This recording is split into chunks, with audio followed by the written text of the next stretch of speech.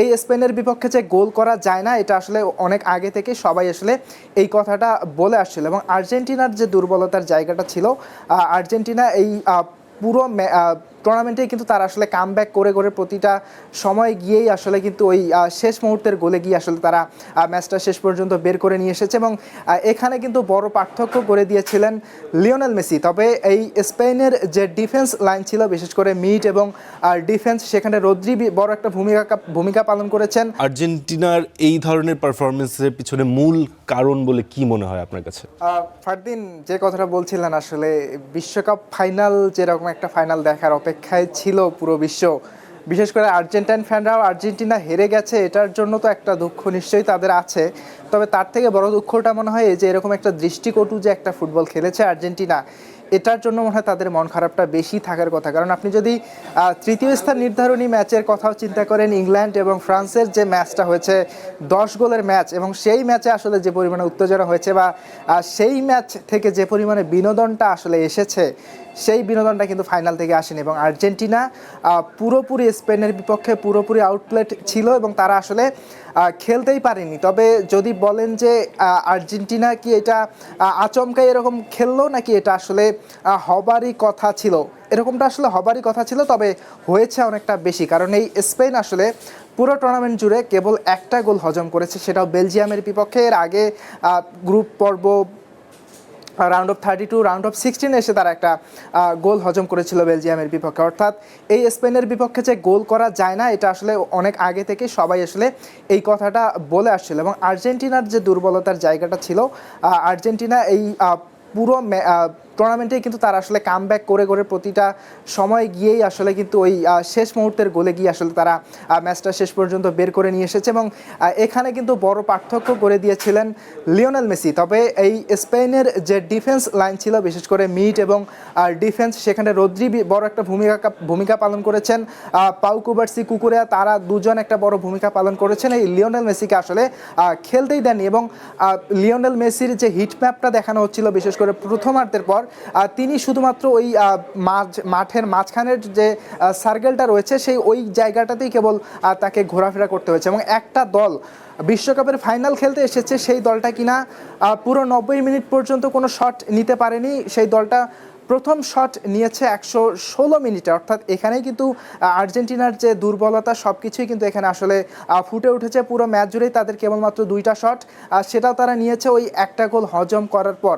এবং এখানে আরেকটা কথা আসলে বলতে হয় ফারদিন, যদি আর্জেন্টিনা কোনোভাবে যদি গোলটা আগে হজম করতো, বিশেষ করে প্রথমার্ধে বা 50-60 মিনিটের মধ্যে যদি আর্জেন্টিনা গোলটা হজম করতো, তাহলে আর্জেন্টিনা আসলে ঘুরে দাঁড়াতো কিনা। কারণ ওই 106 মিনিটে গোল করার পরের যে সময়টা আর্জেন্টিনা যেটুকু খেলেছে, মোটামুটি 106 মিনিটের আগের থেকে অনেকটা বেটার খেলেছে। এর আগের ম্যাচগুলোতে আমরা আর্জেন্টিনা যেরকম দেখেছি যে আর্জেন্টিনার ঘুমটা আসলে ভাঙে ওই একটা গোল হজম করার পর। প্রতিটা, বিশেষ করে নকআউটের ম্যাচগুলোতে কিন্তু এরকমটাই হয়েছে। এবং আর্জেন্টিনার এই যে ভরাডুবি, এই ভরাডুবির মূল যেটা কারণ ছিল, সেটা হচ্ছে লিওনেল মেসিকে খেলতে না দেওয়া। পুরো টিমই আসলে লিওনেল মেসিকে খেলাতে পারেনি।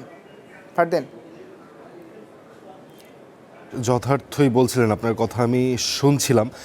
কিন্তু আমার কাছে মনে হয় যে আর্জেন্টিনাকে যেহেতু স্পেন খেলতে দেয় না, আমরা যেটা দেখেছি স্পেন যখন সেমিফাইনালে ফ্রান্সের মুখোমুখি হয়েছিল, সেই ম্যাচটাতেও আমরা অবাক হয়েছিলাম যে যেই ফ্রান্স এত দুর্দান্ত টিম হিসেবে পুরো ওয়ার্ল্ড কাপ টুর্নামেন্টে আবির্ভূত হয়েছিল, এবং সবাই বলছিল যে এই ফ্রান্স টিমকে আসলে কে ঠেকানোর মতো কোনো টিম নেই। কিন্তু স্পেনের সামনে যখন আসলো, আমরা দেখলাম যে সে তার সাধারণ খেলাটাই খেলতে পারেনি।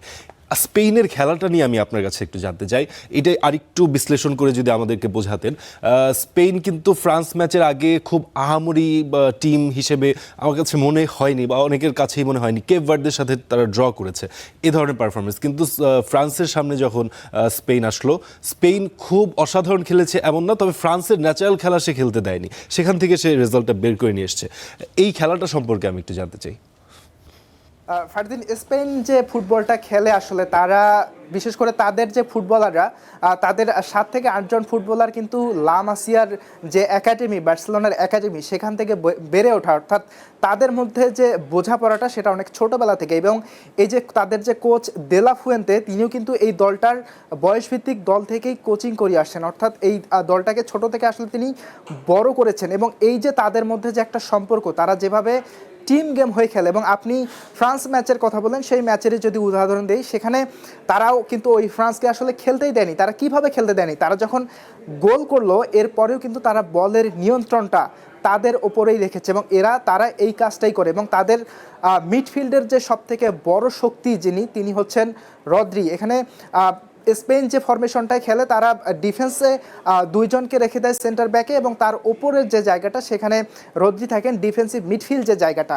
এবং এই যে এখানে পাউ কুবার্সি এবং কুকুরিয়া থাকে এবং লাপোর্তে থাকে, এবং তাদের মধ্যে যে বন্ডিংটা বা তাদের মধ্যে যে পাস বা তারা প্রতিপক্ষের অ্যাটাককে আসলে যেভাবে আটকে দেয়, এটাই আসলে তারা পুরো টুর্নামেন্ট জুড়ে করে এসেছে। এবং তারা আসলে ম্যাচগুলো যেভাবে জেতে, তারা কিন্তু খুব বেশি গোলে ম্যাচ জেতে না। তারা ম্যাচে আহামরি যে অনেকগুলো গোল করে ম্যাচ জিতবে, তারা সেরকমটা করে ম্যাচ জেতে না। তারা 1টা বা 2টা গোল করেই ম্যাচ জিতবে, এরকম একটাই কিন্তু তাদের লক্ষ্যটা থাকে। তারা সেই 1-2টা গোল দিয়েই পুরো ম্যাচের নিয়ন্ত্রণটা নিজেদের উপর রাখতে চায়। এই ট্যাকটিক্স ফলো করেই তারা আসে। এবং তাদের পাসগুলো যদি আপনি দেখে থাকেন যে তারা এই পুরো দল আসলে যেভাবে পাস দেয়, সেই পাস দিয়েই কিন্তু তারা প্রতিপক্ষকে হয়রান করে ফেলে। এবং স্পেন এই ফুটবলটাই খেলেছে, এবং এই ফুটবলটাই খেলে তারা আর্জেন্টিনাকে পুরোপুরি ম্যাচ থেকেই আউটপ্লেড করে দিয়েছে।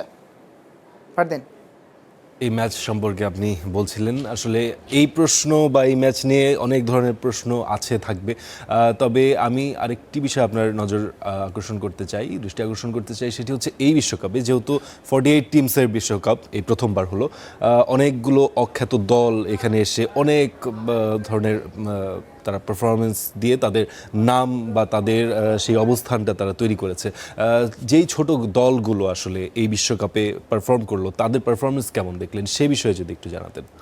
হ্যাঁ, এবার তো আসলে বলাই হচ্ছিল যে এই বিশ্বকাপটা হচ্ছে যে ছোট ছোট দলগুলো রয়েছে, সেই ছোট ছোট দলগুলোরই বিশ্বকাপ। বিশেষ করে কেপ ভার্দে, ডিআর কঙ্গো, তারা পর্তুগালকে আটকে দিয়েছিল। এই কাবো ভার্দে, স্পেন এবং আর্জেন্টিনা ফাইনাল খেলো, এই 2 দলের বিপক্ষেই কিন্তু তারা ভালো খেলেছে। স্পেনের বিপক্ষে তারা 0-0 ড্র করেছিল, এবং আর্জেন্টিনার বিপক্ষে যদিও তারা শেষ পর্যন্ত ম্যাচটা হেরে গিয়েছিল, তবে ওই আর্জেন্টিনার বুকে কিন্তু কাঁপন ধরিয়ে দিয়েছিল, এবং শেষ পর্যন্ত কিন্তু অতিরিক্ত সময়ে গিয়ে কিন্তু আর্জেন্টিনাকে ম্যাচটা জিততে হয়েছিল। এবং এছাড়াও যে আফ্রিকার যে ছোট ছোট দেশগুলো এবার যারা বিশ্বকাপে আসলে খেলতে এসেছিল, তারা সবাই কিন্তু নজর কেড়েছে। এবং ছোট ছোট দলগুলোর প্লেয়াররা, বিশেষ করে গোলরক্ষকের কথা বলতে হয়, ভোজিনিয়ার কথা বলতে হয়, কাবো ভার্দের গোলরক্ষক, তিনি আসলে যেরকমটা খেলেছেন, এই ফুটবলাররাই কিন্তু আসলে এই বিশ্বকাপের সবথেকে বড় সৌন্দর্য বলা যেতে পারে। এবং এই ছোট ছোট দলগুলোই আসলে বিশ্বকাপের বড় সৌন্দর্য।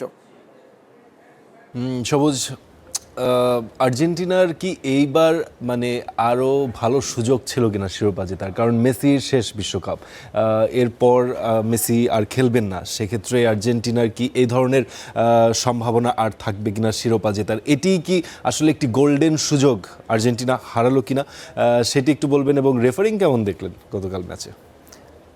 এই ম্যাচে আসলে রেফারি যে দায়িত্বটা পালন করেছে, তিনি আসলে বেশ ঠান্ডা মাথায় সব কিছুর দায়িত্বটা সামলেছেন। এবং যেটা বলা হচ্ছিল যে আর্জেন্টিনার বিপক্ষে সিদ্ধান্ত যায় না, এরকম একটা পুরো টুর্নামেন্ট জুড়ে আসলে এরকম একটা আলোচনা ছিল, তবে এই ম্যাচে আমরা সেরকমটা দেখতে পারিনি। এবং এই ম্যাচের আগে কিন্তু স্পেন কোচ দেলা ফুয়েন্তে তিনি বলেছিলেন যে রেফারি কোনোভাবেও যেন নমনীয় বা রেফারি যেন কোনোভাবেও শিথিল না হয়। এবং আমরা কিন্তু ম্যাচে এরকমটাই দেখেছি, একটা আর্জেন্টিনাকে 6টা হলুদ কার্ড দিয়েছেন তিনি, সেখানে কোচ লিওনেল স্কালোনিকেও পর্যন্ত কিন্তু তিনি হলুদ কার্ড দিয়েছেন। এবং আর্জেন্টিনার খেলা আমরা যেরকমটা দেখেছি, তারা বেশ একটা ফাউল করে করে আসলে খেলছিল, এবং সেই যারা ফাউল করছিল তাদেরকে কার্ড দেখিয়েছেন, একটা লাল কার্ড, এনজো ফার্নান্দেজকে লাল কার্ড দেখিয়েছেন। এবং রেফারি কিন্তু তার জায়গাটা ঠিকঠাকভাবেই ছিলেন এই জায়গায়, এবং রেফারিং নিয়ে আসলে এখানে প্রশ্ন তোলার কিছু নেই। আর একটা কথা যেটা বললেন যে লিওনেল মেসি তো এই দলটাকে আসলে পুরোপুরি টেনে নিয়ে আসলো। আপনি সেই আলজেরিয়ার বিপক্ষে ম্যাচটার কথা থেকে শুরু করেন, সেখানে হ্যাটট্রিক করলো, এবং আর্জেন্টিনা এই বিশ্বকাপে খুব সম্ভবত 19টা গোল করেছে, সেখানে লিওনেল মেসির 8টা গোল এবং 4টা অ্যাসিস্ট, অর্থাৎ 12টা গোলেই কিন্তু লিওনেল মেসি জড়িত রয়েছেন। অর্থাৎ এই লিওনেল মেসি একাই কিন্তু এই পুরো দলটাকেই টেনে নিয়ে এসেছে। এবং ম্যাচ শেষে যে দৃশ্যটা আসলে সবাইকে কষ্ট দিয়েছে, লিওনেল মেসি তার হাতে যে দ্বিতীয় শিরোপা, দ্বিতীয় মেডেল পুরস্কার, যে মেডেলটা উঠেছে সেটা তিনি নেয়ার পর কিন্তু দর্শকদের দিকে গিয়েছেন এবং দর্শকদের দিকে তাকিয়ে কিন্তু তিনি তার চোখের পানি আসলে আর শেষ পর্যন্ত আটকে রাখতে পারেননি। তিনি কান্না ভেজা চোখে সেই দর্শকদের দিকেই আসলে তাকিয়েছিলেন। দর্শকরাও ম্যাচ হেরে গিয়েছে, তবুও কিন্তু দর্শকরা লিওনেল মেসিকে দেখে আসলে আনন্দ বা উচ্ছ্বাস প্রকাশ করেছে। শেষ পর্যন্ত লিওনেল মেসিকে আসলে ধন্যবাদ দিয়েছে। এবং এই লিওনেল মেসি যদি না থাকতো, আর্জেন্টিনার বিশ্বকাপের জার্নিটা, যে ফাইনাল পর্যন্ত আসা, সেটাও খুব সম্ভব হতো না। কারণ এই নকআউটের যে ম্যাচগুলো, সেখানে বড় বড় পার্থক্যগুলো কিন্তু এই লিওনেল মেসি গড়ে দিয়েছেন। এবং এই লিওনেল মেসি, এই কথাটাও কিন্তু আসলে অনেক বেশি পরিমাণে শোনা যাচ্ছে যে লিওনেল মেসি যদি আর্জেন্টিনা দলে না খেলে, আর্জেন্টিনা দলের ভবিষ্যৎটা আসলে কী হবে। আপনি ইংল্যান্ডের বিপক্ষের ম্যাচটার কথাই চিন্তা করেন, যেখানে আসলে ইংল্যান্ড 1-0 গোলে এগিয়ে গেল। এরপরে যখন আসলে আর্জেন্টিনার ম্যাচে ফেরা দরকার, তখন আসলে লিওনেল মেসি তার যে 2 অ্যাসিস্ট তিনি আসলে যেভাবে করেছেন, সেখানে যদি লিওনেল মেসি না থাকতেন, ওই ইংল্যান্ডের বিপক্ষেই কিন্তু আর্জেন্টিনার যাত্রাটা শেষ হয়ে যেত। এবং শুধু এই ইংল্যান্ডের বিপক্ষেই নয়, এর আগেও যতগুলো আসলে ম্যাচ নকআউট পর্বে খেলেছে, এই লিওনেল মেসি আসলে আর্জেন্টিনাকে টেনে নিয়ে এসেছেন। তাই এই সংখ্যাটা অবশ্যই থাকবে। লিওনেল মেসি 39 বছর বয়স, আরও কতদিন খেলবেন কিনা, যদিও আর্জেন্টিনার ফুটবলার বা সমর্থক তারা আসলে আশা করছেন যে অন্তত 2028 কোপা আমেরিকা পর্যন্ত খেলবেন। এবং আরও একটা কথা আমরা শুনেছি যে লিয়ান্দ্রো পারাদেস তিনি আসলে মেসিকে বলেছিলেন যে আমরা এই বিশ্বকাপটা জিততে চাই, তবে একটা শর্ত, মেসি যেন 2028 সাল পর্যন্ত খেলে, 2028 সালে যে কোপা আমেরিকা অনুষ্ঠিত হবে সেখানটা পর্যন্ত খেলে। যদিও আসলে লিওনেল মেসির আর নতুন করে পাওয়ার কিছুই নেই। লিওনেল মেসি কোপা আমেরিকা, 2টা কোপা আমেরিকা জিতেছেন,